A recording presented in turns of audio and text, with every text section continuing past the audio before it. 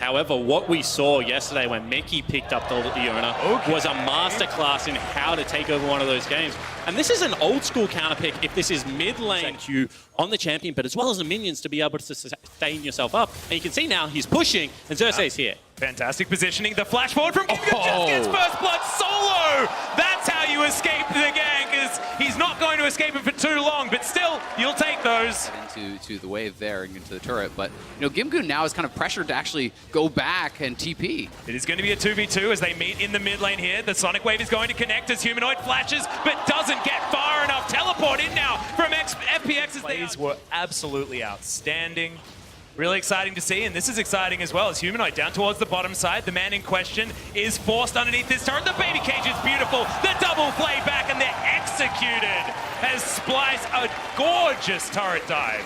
They're not even done yet now as Crisp underneath here, and he's just getting baited around all too easily. Disappointing first game. You mentioned Isaac, he's very comfortable on this pick, but hasn't been able to transition it to the world stage. Is now FPX setting themselves up for a dive on the top side of the map. Vizicachi knows exactly what's going on. The kickback, that Q's going to land as Doinby should be able to grab the kill. Jungle camps here on that bottom side. So they've got so many plates, guys. All the plates going to be taken on the bottom side as Splyce do manage to take that first turret, and Humanoid's been getting a hell of a lot of work done in that mid lane. Only 2 plates. However, bottom lane is pushing back to Splyce right now, so CS is being lost on the map. If you are FPX, you're not a team that has an infinite scaling bottom lane AP carry and a Tristana. Just insane as we have an attack into the mid lane as well as Humanoid going to be taken down. Crisp trying to get his say as now Doinby takes a plate for himself. And a good response play here. However, Doinby does need to be able to get out. Yeah, will he be able to get into his realm warp? The answer is no, but flashes to safety over that wall. Going to expend the summoner spell to keep himself alive, and FPX are going to be able to take down this outer turret bot side of the map as well. However, fairly nicely navigated there from Doinby. You would take that. It is going to be a flat. Without teleport, you're often in pro play just forced to stick with your team. However, he is going to be able to generate a lot of kill threat for himself, and I think that's how he has to play the game. Into the enemy team there definitely would have fallen down, I feel. You can see they really want this turret. Well, there's the solar flare. Does get the stun there onto Xerxes, but once again, another Event Horizon's going to be working out as Tien's going to take that one. The box now comes in. The zone controls there as LWX once again presses the R button quite early, but this time it's going to work out. The shutdown, but the Event Horizon's there. The barrel is stunning. Successfully disengaged. I mean, even the slow, look at LWX trying to disengage away from that while slowed up by the Glacial Augment. He can barely move. And then the cage comes back up again. A nice ult in. On the one, hold the thought. Possible fight going to come in here as the face check from Humanoid. Not quite enough damage for the 100% from Tien, but he is going to get that safeguard. Buster shot, but trades! Lands that Q! That was a beautiful one! And the FPX jungler's going to get it.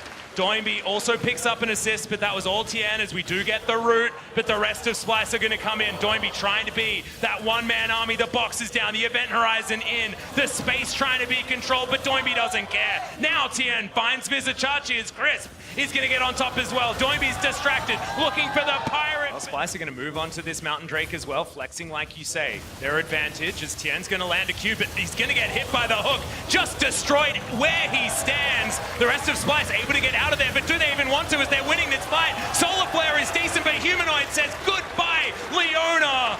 And Gimgoon has to run the hell out of the way. Humanoid says no as he flashes after him. The exhaust is going to come in. And now the Crocodile gets into Fog of War, but he's not going to save himself from the Death Chamber. Xerxes. Superior range of Tristana, just unstoppable in these fights. Yeah, it was what looked like a clever pressure, so I'm interested to see how Splyce respond to that. Right now, it looks like a push down mid lane. Yep, and now Kobe with the actually be able to find that sort of an engage. I'm really getting confused about which box you're talking about as well as FPX trying to get in there, out of one box into the other as now the engage has started. Crisp with a beautiful Zenith play, finds the Solar Flare as well out of nowhere as Doinby's damage finally coming to the fore. Splyce might just be going for the Baron here. This is a pretty big commitment. Warp, FPX going to get to the best position possible. Crisp is spotted by that. Spooky Ghosts, yeah, are going to come in. The Glacial Augment, and immediately Splyce going to dive on it. Everyone avoids the Solar Flare, and the cage is just too much for the support on FPX's side. And once again, really well set up. We keep mentioning it, but Kobe's utility in this game is so high, and that means that the Baron Force now is available. Teleport will have to be burned here. Yeah. 50% health bar now onto this Baron. You can see that Splyce do want to turn if they find anyone. They don't want to go over for the wall. 50-50, but it looks like they might just have to, as Gimgoon already prepped the ultimate. Looking to try and get in there. We've seen this before. There was Tien early into this pick. Oh! Somehow the burst didn't work out, and now the dive bomb comes in. The shotgun into the backline, and there goes LWX. The fadeaway on the Void Seeker as well as Kobe. Hit by the Sonic Wave and destroyed. Ace for FPX.